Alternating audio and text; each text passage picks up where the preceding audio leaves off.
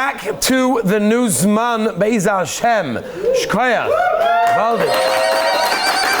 Good to see the Olam. Good to see the Olam back. Baruch Hashem, the Olam made it back. Summer Zman.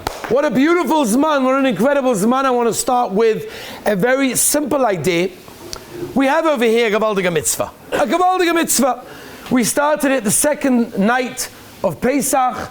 Usvartem lechem mochras hashabos. The mitzvah of Sefiras ha'omer. Very, very interesting how many Rishonim learn pshat in the mitzvah in a very different way. And I'll explain. There's many different ways how we count the mitzvahs of Hashem. How many mitzvahs does the Rebbeinu Shalom want from us?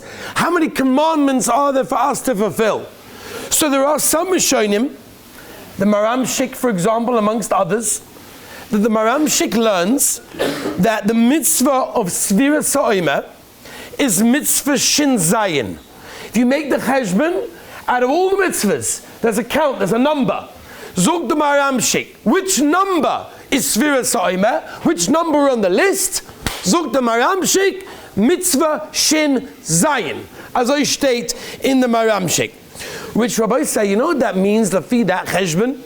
Lafi the cheshbon of the Maramshik, that mitzvah Sefiras ha'omer is mitzvah Shin Zayin, it's bang smack in the middle of all the mitzvahs in the Torah. Okay? That means you've got 306 on one side, 306 on the other side, because of course 613 is not an even number. So I've got 306 one side, 306 on the other side, bang smack in the middle. Mitzvah Shin Zayin Lafi, the numbering of the Maramshik, is the mitzvah of Sefiras ha'omer. Now, I don't have to tell you, but the middle of something does say something. It shows something. That when you have, for example, a building, or you have a bridge, or whatever it is that you're building, the middle of it often is what holds up the whole thing. When you have a construction, and you're making sure, okay, now there's all different mahalchim, how they do it with strings and wires and whatever, that it should look nice, whatever. But in a regular, normal way, you building a building, the middle of the building, that column is what holds up the whole thing. Which means, explains the Ger Rebbe, Chidush Harim, and others, that if the mitzvah of Sefiras ha'omer, according to the counting of the Maramshik, is mitzvah Shin Zayin, it's bang smack in the middle of all the mitzvahs, why is it so important? It holds up all the other mitzvahs. All the other mitzvahs in the Torah are held up by this mitzvah. This mitzvah is Sefiras ha'omer. After Ma'ariv, yes, l'shem yichud, not l'shem yichud. I don't know your minig, but whatever it is, in yeshiva we do it. L'shem yichud, burich, very beautiful mitzvah. Hayom yom, whatever it is, right? That's holding up all the mitzvahs. It's a great mitzvah. It's a nice mitzvah, I get it. I'm excited for Shavuos, Kabbalah Satorah. How many cheesecakes am I going to eat over Shavuos? We'll talk about it. How many to be out to the mitzvah? We'll get there. But that's the middle. That's holding up the whole thing. Is mitzvah Shin Zayin, the mitzvah of Sefiras ha'omer? If you had to pick a mitzvah that was the middle, if you had to pick the mitzvah that would hold up all the mitzvahs, would you have a havamina picking Sefiras ha'omer? And you probably picked Shabbos Kodesh, maybe you picked Tefillin, there's many things that you may have picked. Sefiras ha'omer? What's it all about? We have to understand this. We really have to understand what is going on over here specifically. Why is it so choshev? And of course, more than that, what's the message for us? What are we going to gain from this idea? So we know that when we left Mitzrayim, just not so long ago, just over 2 weeks ago, we left Mitzrayim, we had Yetzias Mitzrayim, we spoke about it, Leil HaSeder. I'm sure everybody here heard beautiful Torahs, stories, Midrashim, of Yetzias Mitzrayim, the Nisim and Niflois that happened over there. But the Ma'aseh Klal Yisrael, by the way, don't kid yourselves, we're in a very low place. Right? Peter Zohar Kodesh, Kamat, Mem Tesh Sharei Tumah, the lowest, almost the lowest, they were almost to the point of no return. They were the lowest people. And they were on their way to Kabbalah Satorah. They were on their way to Har Sinai. And in 7 weeks, they become from the smallest, lowest nation into the highest nation that Kaviyachol almost see the Rabbeinu Shalom Kaviyachol. The highest of the highest. Anochi Hashem Aleikecha, they hear from the Rabbeinu Shalom's mouth Kaviyachol. That's what's going on. How do you do that? How do you turn from the lowest of the lowest, whoop, all the way up? What's the secret? Give us the secret. We would like to know that. The answer is, and there's no secret, that they had a present. They got a present from Hashem. They got a matana. The matana was that in 7 weeks, you have the ability to raise yourself up. You have the ability to become something that perhaps you never could have become before. It's an opportunity that you only have now. Because the time of Sefiras HaOmer, the time between Shavuos and Pesach, is the time that Klal Yisrael changed from the lowest nation to the highest nation, and they were able to makabel the Torah. They're able to hear Kaviyachol from the Rabbeinu Shalom in an incredible way. That means, explain the Sefirim HaKadoshim, that this time that we're in right now, the Zman of Sefiras HaOmer, is a Zman that every single one of us, we always say, when it comes to Yomim Tovim, we don't celebrate historical facts. Klal Yisrael are not a nation that celebrate history. Yes, we talk about history, we learn from history, avada. Especially here, we like to go different places and learn about Klal Yisrael's history and their Mesiras Nefesh. But that's not what we're living on. Pesach isn't just to talk about what happened. It's to relive the experience. As the Rambam says, right? Chayev Odom Liroi says Atzmoi Ki'ilu Hu Yotza Mitzrayim. You have an obligation on Seder night to literally relive as if I'm walking out of Mitzrayim. You think Shavuos is any different? You think any other Yom Tov is different? Sefiras HaOmer isn't something that just happened. It's something that's happening to every single one of us, every single day of Sefiras HaOmer. It's an amazing opportunity that we have to raise ourselves up on a whole different level. Now we know that there's a machlokes by Sefiras HaOmer. Is it one big mitzvah, or is it parts, 49 parts of a mitzvah? And you get a mitzvah for each one. Now, of course, there's major nafkaminas, which we're not going into now. Nafkamina would be, if you forget counting one day, can I continue counting with a bracha? Right? One of the most famous questions around this time. I forgot to count last night. It's been 24 hours. I forgot even during the day. It's tonight, it's Mariv. I forgot completely to count yesterday. Can I count again with a bracha? That's the kasha. So if you hold that it's one big mitzvah, then you can't count with the bracha, you missed it. But if you hold it every single night is its own mitzvah, is its own zach, so of course you can count with the bracha. Why? What's the nafkamina? What you did yesterday, you have today. Now, by the way, this machlokes is unresolved. There's no psak. Right? We actually do both of them, whatever. This is svek sveika. I'm not going out into the halacha shaylas that's negaya to this. But it is an unresolved machlokes. There is no psak. Maybe perhaps we could offer a reason why that's so. Why is it that there's no psak? Why is there no clear understanding of what is it the mitzvah? One big one or many parts of the mitzvah? Maybe we could say that really a person needs both. A person needs both in his life. And I'll explain what I mean. In life you need a goal. Everyone needs an end goal. Where am I getting to? As when I don't know if you remember, any of you guys remember your interview. I have different years, I do different interviews with different boys and what I say and what I don't say and what I can say and what I have to add based on last year's experiences. So I don't know if any of you remember this, but I used to this year, I don't think I actually said it once at any of the interviews, okay? But I definitely said it in the past. And I always say to, guys often say like, I don't know which yeshiva, there's so many great yeshivas and I don't know what I'm looking for and I don't know what's best for me and whatever. I say, listen, at the end of the day like this. Imagine you're walking in the street and you see a guy getting into a car, and in that car he's stuffed full of snacks and food and drinks and everything. And oh wow, where are you going? He's like, he's in New York. He's driving to Miami. He's in New York. How long's the hour? What is it? How long is it New York to Miami? Rabbi say 16, 18 different sheetas, whatever it is. 18, 16, all right. Depends who you ask, depends who's driving, depends what car. All right. Whatever it is. So he's in New York, he's driving to Miami, and you're like, great, why are you going to Miami? I have in 2 days my best friend's chasana, I gotta be there. Great. You know the way? No, I have no idea I'm gonna get there. You're like, don't you think, no, that's right. I need to get to Miami, it's fine, it's very important, wedding, I'll figure it out. No, if you don't know how you're gonna get there, you're not going to get there. You've got a great goal, but you don't know how to get to that goal. So I tell this to boys sometimes as well. You have to know, number one, your goal. What are you trying to accomplish in yeshiva? And then the next step is which yeshiva is going to get you to that goal. So everyone needs an end goal. We need a goal. What is my accomplishment? What is my success? What's my sheivas? What am I working towards? But we can't stop there. And sometimes people get lost in the bigger picture. And the whole time they're busy with that goal. Am I reaching my goal? For example, you have a boy in yeshiva that wants to know how to read Gemara much better. And every day he's busy. Did I not? Did I not? You need the goal. Everyone needs a goal. Have the goal. Then forget the goal and move on to the next stage. And that's the second part of Sefiras Omer, which is every single day is a new mitzvah. Because yes, you need your big goal, that one big mitzvah at the end on Erev Shavuos, on the night before Shavuos, we count Sefiras Omer. Wow, you did it. You got to the end. That's the end goal. Great. But you also have to notice every single day being its own mitzvah. Every single day being its own accomplishment. Every single day being its own success. So yes, you need the big goal, the long-term goal, but you also need the short-term goal, and you need to succeed and celebrate the success of your small goals. And that's where we often get messed up.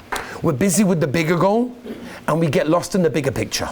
And we don't focus on the small little goals that we have to have, whether it's every day, whether it's every Seder, whether it's even every hour. What is my goal for the next hour? What is my goal for the Seder? What am I going to accomplish? Which is why, by the way, the Chidush Harim and others explain the way we count Sefiras Omer is very different to how you would have expected, right? Well, I don't know if you've ever seen this, right? You have, maybe the Chassanim over here will shed some light on this, but Lemaisa, they have these clocks that when you get engaged, so it's amazing, you punch in when the Chassan, the date is, not only the date, when is the time of the chuppah. You put it all in there, and you press start, and it starts to count down. How many weeks, how many days, how many hours, minutes, and seconds until the moment you get married. It's amazing, right? Counting down the moments. Or you have Bochum in Yeshiva, right? You guys just walked in, Gavaldik. How many people are counting down until Bein Hazman? The answer is no one. You know why? Because everyone was counting down during the long Zman, like, oh, I can't wait to get back to America. 2 days after everyone got back, I know, I got messages, Rebbe, I'm ready to come back to Yeshiva. I'm Yaitza, I'm good, I did it, I want to come back already. So no one's excited about it. Wait a couple more weeks, and everyone's like, yeah, America, gotta get back, gotta have that coffee, gotta have the Dunkin' Donuts, the 7-Eleven, the whole matzav over there, right? No, don't miss that part? Okay. The reason that you count in the way that we count is it's not down. We don't say, first day is Sefiras Omer. Rabbi say, 49 days left until Kabbalas HaTorah. 48 days until Shavuos. 47 days until we can eat cheesecake. We don't do that. We go the other way around. Today's day number 1. Today's day number 2. Today's number 3. Why? Don't you count down when you're looking forward to something? And the answer is yes. When the journey means nothing, then you're counting down. But when the journey means something, then you're counting up. And here in Sefiras Omer, the journey is just as important as the destination. Yes, the destination is important. We need to have that goal. But the journey to get there is just as important. And we have to celebrate that. We have to appreciate that. We have to realize what we can accomplish and what we can actually do every moment of our day. I was in Panama for Pesach, as you know, and by the way, just to describe it in like maybe a few words, I would say Gashmias on steroids. Mamish, like Michael Schick, Kol HaKavod, his program was absolutely out of this world. I did get a tour, by the way, of the kitchen. For those of you that are worried about my kashrus, and you're worried about that, my head mashgiach gave me a private tour of the whole kitchen with all the mashgichim, and he showed me every single thing that he kashered and he didn't, and this and that, how it worked, or whatever it was, which was gavaldik.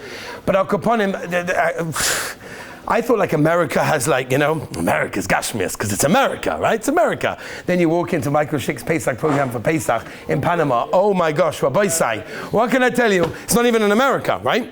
But it's it's like, okay, anyway. So it was actually 2 days, it was almost Erev Pesach. Yeah, it was Erev Pesach. I'd just given a share in the local community in Panama. They asked me to come to one of the shuls over there. It's beautiful. The big shuls they have there in Panama, it's absolutely amazing. The community there, really nice. I got to meet a lot of them. It was really, really nice. So I gave the share. On the way back, so we're driving to the hotel, and I get a phone call.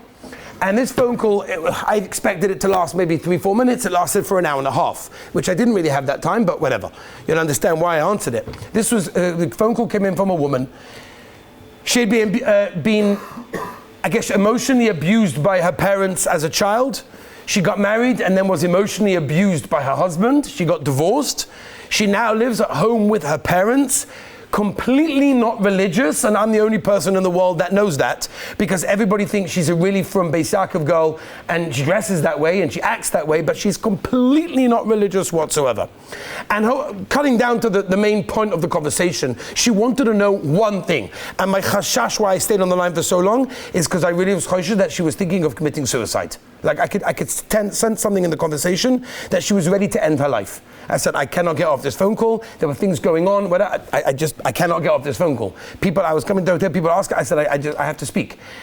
She wanted to know one thing. What is the purpose of me being here? Why am I here? What does God need me in this world? Now, I spent time explaining, nothing to do with Sefiras Omer, but I spent time explaining. Little do we realize, do we understand, do we appreciate that we are here for a purpose. We're here. It was hard to explain to her because she's not religious. So she didn't really believe in anything. So I couldn't give her like hashkafa, and I couldn't give any marmakoyma. She didn't want to hear any Jewish words from me whatsoever. Right? She told me clearly, don't give me any Jewish words. I don't want to hear any of that. So I had to do it all in a, English way of speaking English only to explain to her, you don't understand. If God created you in this world, there's a purpose for you that you can accomplish that nobody else can accomplish. And it's the same that's true with every single one of us. If we're here, it means we're meant to be here. And if God didn't want us to wake up this morning, we wouldn't have woken up. But if we did, we have a purpose. So did you ever wake up in the morning and say, am I fulfilling that purpose that God created me for? Because if not, what's the point? Why did God wake you up this morning? So that was just that. But let me tell you a Mishnah in Pirkei Avos. We learn Pirkei Avos between Pesach and Shavuos. It's a man of working on ourselves, ethics of our fathers, Pirkei Avos. It's a beautiful limud. I suggest everybody have some time. We're going to be having a shir mitzvah Shabbos afternoon. Every Rebbe is going to be giving a shir Beis Hashem, a rotation. It's going to be great. But I want to reach you one loshen of one Mishnah. Perek Daled Mishnah Gimel. I'm not going to go through the whole thing. She'ein lecha adam she'ein lo isha. There is no person that does not have an hour.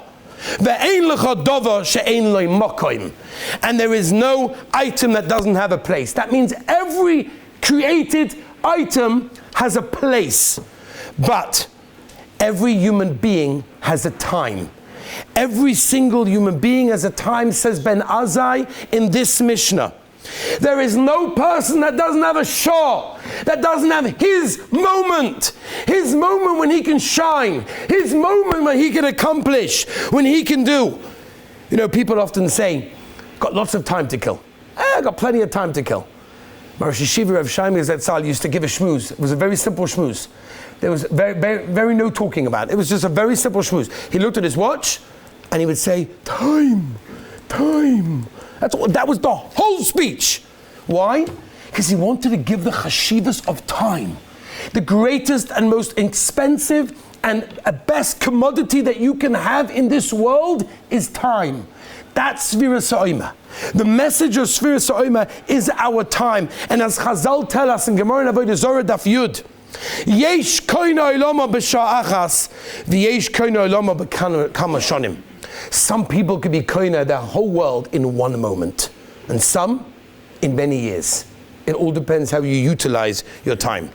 Rabbi Isa, I want to tell you a Mordecai Chazal. Those of you that learn brachos, you know this Gemara, Dalet Amud Beis. The Gemara says like this. Listen to this Gemara. Omer Rav Yochanan, Ezu ben Olam haba. You want to know? Secret. Who's the ben Olam haba? Who is the person that's going straight to Gan Eden? He's a ben Olam haba. That's big stuff, right? Who is that guy? So you can finish off the sentence yourself. Someone who, I don't know, he does every mitzvah, learns lots of Torah, does chesed, does what he's meant to, doesn't do any other areas. No. The Gemara has a very different idea of Ezu ben Olam haba. Zeh soymech geula letfila ba'arvis. Really? Someone who doesn't make an interruption between geula and tefillah. Ga'al Yisrael, tefillah by Ma'ariv, same thing by Shachas, of course, as well. And Shemoneh Esrei. You don't make an interruption. You're Ben Olam haba. That cheap? That's the whole thing. That's what I got to do. Ben Olam haba. Just don't make a separation, an interruption between one and the other. What's pshat? What does this mean? So Rashi brings a Mordecai Yerushalmi. Rashi says He says very simple, someone who's doing soimer geula tefillah, someone that knocks on the king's palace and then he walks away. The king comes to the door and says, what would you like? And he's not there anymore, he's gone. So the king walks away also. So there you are. You spend time, Shivas l'shishbochos, you're talking to Rabbeinu Shalom, whether it's Shachris, whether it's Mariv, you're building up. And now you're ready to talk, ponim el ponim, kaviyachol to the Rabbeinu Shalom, and you walk away, you make an interruption. The king walks away also. That's how Rashi brings from the Yerushalmi. Rav Wolbe Zatzal explains in Ali Shor as follows. He said, you know why? You know why Chazal are telling us Ezu ben Olam Haba Zeh Soime Geula L'Tefillah? Because it's teaching us one of the biggest yesod of your life. And this makes a person into ben Olam Haba. And that is one moment could bring eternity. That moment of Soime Geula L'Tefillah, if you stop right there, you're ready to do. And you take a step back, you make an interruption, you don't utilize that moment, you lost the whole thing. You're not a ben Olam Haba. Rabbi say, every single one of us have opportunities. Every single one of us, especially, that we're here in yeshiva, in a zman, it's a short zman, it's a zman that has so much opportunity. You have Gevaldige Rebbeim, you have great shiurim, you have everything at your disposal. But there's only one thing that you have to do. Utilize your time. Utilize every moment.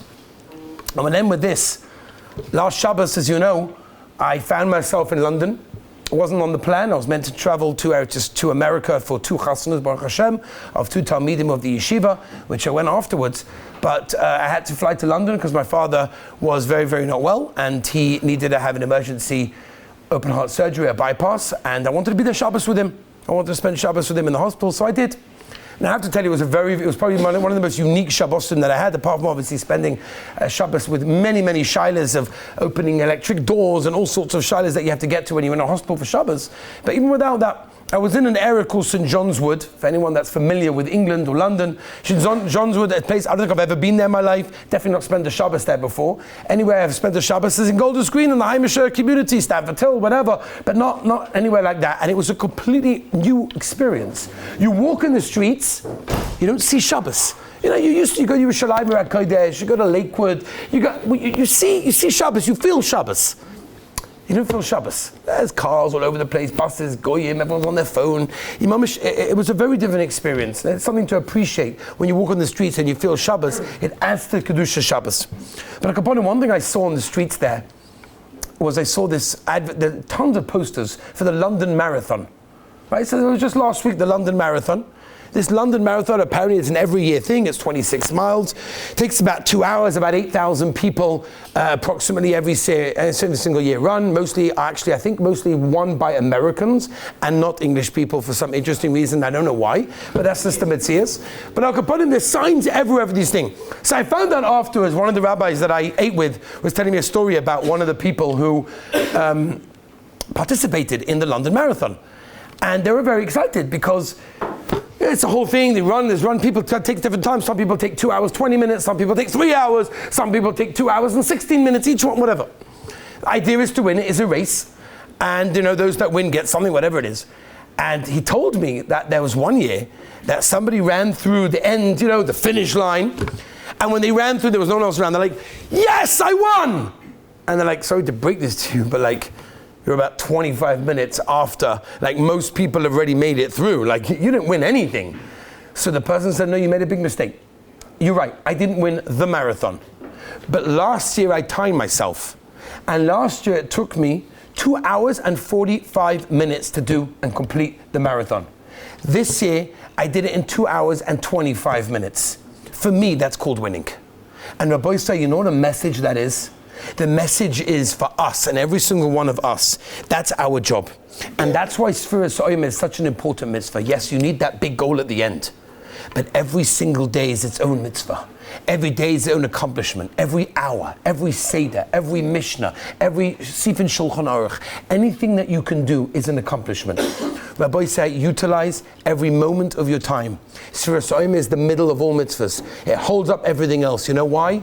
It holds up everything else because if you have time and you appreciate your time and you utilize your time, all of a sudden, all the other mitzvahs are going to make sense. we should be Zoicha Be'ez Hashem, B'siyata D'Shmaya, to have a beautiful Zman, a connected Zman, Atzlacha Dik Zman, and together we should have dveikus to the Rabbeinu Shalom through the mitzvahs, through the Torah, that Be'ez Hashem we come out of the Zman as very different people to how we entered. I want to mention